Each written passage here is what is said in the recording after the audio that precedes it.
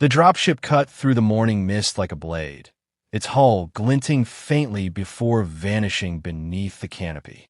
6 alien scouts disembarked, their movements smooth, precise, confident.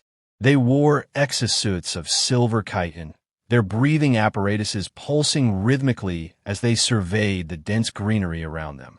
The leader, Kareth, raised a tri-lens visor to scan the air, lips curling in amusement at the readings. "Primitive biosphere," he said, voice filtered through static. "Dense but harmless. Typical of undeveloped species." The others chuckled, their laughter carrying an edge of arrogance. Humanity, to them, was an afterthought. One more species doomed to extinction or servitude once the great fleets arrived. The jungle loomed around them, vast and ancient, its trees rising like pillars into clouds of vapor. Vines draped across enormous trunks, and the air pulsed with the rhythm of unseen life. It was humid, heavy, almost predatory in its silence. Yet to the aliens, it was only a curiosity, an obstacle to mapping and exploitation. They had crossed galaxies and subjugated worlds of molten deserts and Arctic wastes. A forest of carbon-based flora posed no challenge. They spread out in a practice formation, scanners humming as they recorded environmental data. The readouts flickered occasionally, minor interference, nothing unusual. "Earth's electromagnetic field is erratic," said Drell, the youngest of the group. "It disrupts calibration." Kareth waved dismissively. "Then recalibrate. You think these creatures survive by intellect? They cling to fire and superstition." The team's laughter echoed again, harsh against the natural hush of the jungle. Even the birds seemed to fall silent at the sound. They advanced deeper, their boots sinking slightly into damp soil. A glimmer of movement caught one scout's eye, a flicker between trunks, gone before he could fix on it. "Motion detected," he muttered. "Probably animal life," Kareth replied without looking. "Ignore it. Our mission is survey, not sport." Still, the younger scout hesitated, watching the shadows. The forest felt alive in a way no database could capture. Something about it seemed aware of them, listening. Minutes stretched. The air thickened.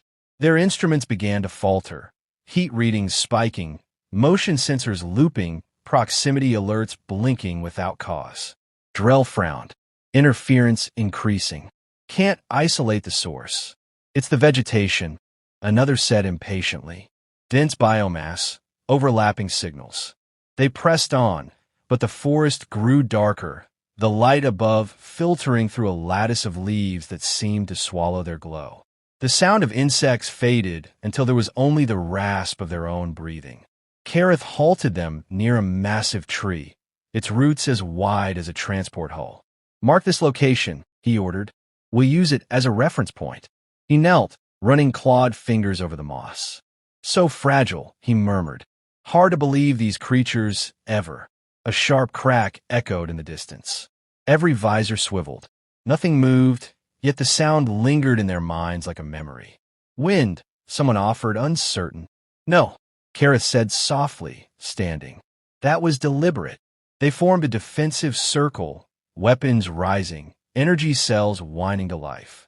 Leaves rustled overhead. A faint drip of water fell from the canopy, striking armor with a hollow ping. No target appeared. After a tense minute, Kareth exhaled and lowered his weapon. "False alarm. Resume scan pattern." The others obeyed, though their laughter had died. The forest had grown too still, too knowing. As they moved out again, none noticed the subtle depressions in the soil, the faint marks that ringed the clearing like footprints. Human, deliberate, old yet freshly disturbed. High above, among branches and vines, something watched them through the weave of leaves, perfectly still. The jungle seemed to breathe around it, alive and silent. The last thing the aliens heard before the wind returned was a whisper of shifting bark, almost like the drawing of a bowstring. Then the forest swallowed the sound, and only the trees remained. The first scream cut off so abruptly that for a heartbeat Kareth believed it was a comms glitch. One moment Jasek's channel was alive with static chatter. The next it was nothing but a flat, empty tone. Kareth spun, raising his weapon. "Report," he snapped. No answer came. Jasek's marker flickered once on the tactical display, then vanished entirely, as if the jungle itself had swallowed the signal. They rushed back along their path, weapons tracking every shadow. The forest had changed. Branches sagged where they had not before, and the air smelled sharp, disturbed. They found Jasek's position marked only by churned soil and a severed length of harness cable, cleanly cut. No blood, no thermal residue. Drell stared at the ground, mandibles tightening. "There should be evidence," he said quietly. "Something." Kareth felt an unfamiliar chill spread through his chest plates. "This is not possible," Kareth said, more to himself than the others. "Nothing here should bypass our sensors." Yet the data told a different story. Their instruments were alive with contradictions, showing motion without heat, heat without mass. The jungle was lying to them, and they did not understand how. For the first time since landing, Kareth issued an order edged with caution. "Close formation. Eyes up. No more assumptions." They moved carefully now, confidence stripped away layer by layer. A low thrum vibrated through the undergrowth, not mechanical, but organic like the forest settling around them. Another scout cried out as the ground gave way beneath his feet. He fell into a pit concealed by leaves and woven branches, crashing hard. Before anyone could react, a thin, dark shaft struck from above, punching through the joint of his armor. His scream echoed, then stopped. Kareth fired blindly into the canopy, searing bark and leaves, but hit nothing living. Panic rippled through the team. These were not random attacks. They were precise, patient. "We're being hunted," Drell said, voice tight. Saying it aloud made it real. Kareth wanted to deny it, to cling to doctrine, but doctrine had no answer for an enemy who refused to be seen. He forced his breathing steady. "Hunters make mistakes," he said. "We wait for one." They waited, backs pressed together, scanning every angle. Sweat pooled beneath their armor. Minutes dragged, heavy and oppressive. Then movement flickered again, just beyond range, a shape that blended seamlessly with bark and moss. A second shaft flew, striking a weapon from Scout's grasp with surgical precision. The message was clear. Whoever stalked them could kill at will. "Fall back to the drop zone," Kareth ordered at last. Pride screamed against the command, but survival demanded it. They retreated, step by careful step, the jungle closing ranks behind them. Every sound made them flinch. The laughter that had accompanied their arrival felt like a distant memory from another lifetime. As they withdrew, Kareth risked one final scan of the canopy. For an instant, his visor resolved a silhouette, tall, hooded, motionless, eyes hidden within shadow. No armor, no energy signature, just intent. The figure vanished before he could lock on, leaving only trembling leaves behind. Kareth understood then that this world was not undefended. It was claimed, and whatever hunted them now was not acting in fear, but in quiet, absolute control. The realization followed him as they fled, heavier than any weapon and far more dangerous. Behind them, unseen yet ever present, the jungle accepted their retreat without mercy, patient as stone, confident as time, already certain that none who trespassed would leave unchanged if they left at all in body or spirit. The retreat unraveled almost immediately. The jungle refused to grant them a straight path, forcing detours through choking undergrowth and twisted roots. Their formation fractured as panic eroded discipline. Kareth barked orders, but each command sounded thinner than the last, swallowed by foliage and fear. Every step felt anticipated, as though the forest itself guided their enemy's hand. Another scout stumbled, slowed by damaged armor. Before Kareth could reach him, a soft thud sounded behind them. The scout froze, looking down at the shaft protruding from his chest plate, eyes wide with disbelief. He collapsed without another sound. Kareth fired again into the canopy, fury replacing caution, but the bolts scorched nothing but empty branches. The hunter never revealed himself twice from the same place. They ran. Training dissolved into instinct as the remaining scouts scattered between the trees. Drell stayed close to Kareth, mandibles clenched tight. "This is impossible," he said, voice breaking. "No species could survive like this without technology." Kareth did not answer. He was beginning to understand that technology was the weakness here, not the strength. High above them, the tree hunter moved with practiced economy. He had watched their kind before, studied how they relied on light, sound, and machines. The jungle had taught him patience, how to become still until stillness itself became a weapon. Every step he took was silent, every breath measured. These were not soldiers to him, only intruders who did not belong. Kareth's visor flashed red as their extraction beacon failed to connect. The signal died beneath layers of living interference and deliberate sabotage. The realization settled heavily in his thoughts. They were alone. He ordered a halt, forcing himself to think. "They are controlling our movement," he said. "We stop running. We observe." Even as he spoke, he knew the words came too late. A sudden rustle to their left drew fire from one scout. The blast illuminated the forest in harsh white light, revealing nothing but leaves. From the opposite side came the real attack. A weighted line snapped tight around the shooter's leg, yanking him upward into the canopy. His scream ended with a dull crack. Drell retched, horror stripping away the last of his disbelief. "Show yourself," Kareth shouted, weapon raised, pride bleeding into desperation. "Face us." The response was silence, thicker than before. Then a single arrow struck the ground between Kareth's feet, burying itself deep into the soil. It was a warning, not a kill. The hunter wanted him to understand. For the first time, Kareth saw the human clearly.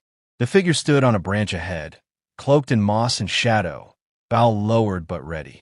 No triumph marked his posture, only calm resolve. Their gazes met across the short distance, predator to invader. Kareth felt something he had never felt on any world he had conquered: respect, edged with fear. The human vanished again, melting back into the green without sound. The remaining scouts broke. One fled, screaming into the brush. Another collapsed to his knees, clutching his weapon as if it could still save him. Kareth stood frozen, the arrow at his feet heavier than any blade. He finally understood the truth his species had ignored. This world did not need walls or fleets to defend it. It had humans who belonged to it completely, who had learned to listen, to wait, to strike only when victory was certain. As the jungle closed in once more, Kareth lifted his weapon slowly, unsure whether he meant to fight or surrender. Somewhere above, unseen but unwavering, the tree hunter shifted his grip, patient as the forest itself, ready to decide how this encounter would end. Kareth lowered his weapon first, the motion slow and deliberate, signaling a surrender he had never imagined offering.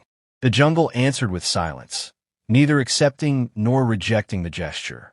Drell watched, trembling, as the human stepped into view once more, feet finding purchase on roots and stone without haste.